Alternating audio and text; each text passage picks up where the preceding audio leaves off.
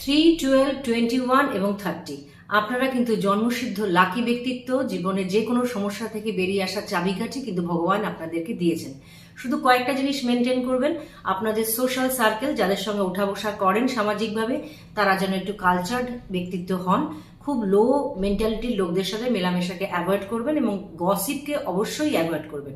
না হলে কিন্তু আপনাদের সম্মান হানির একটা সম্ভাবনা থেকে যায়।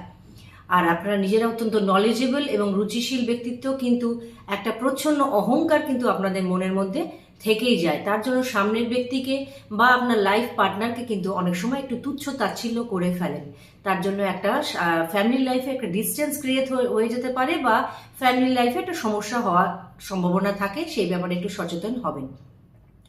শারীরিক পরিশ্রম আপনারা খুব একটা করতে চান না, সেই জন্য কিন্তু ফ্যাট হওয়ার একটা টেন্ডেন্সি থাকে। ফ্যাটি খাবারকে অ্যাভয়েড করবেন। ফ্যাটি লিভার, জন্ডিস, লিভারের প্রবলেম হওয়ার একটা পসিবিলিটি থাকবে। ড্রিঙ্কস নেওয়ার টেন্ডেন্সি থাকলে সেটাকে কাইন্ডলি অ্যাভয়েড করবেন।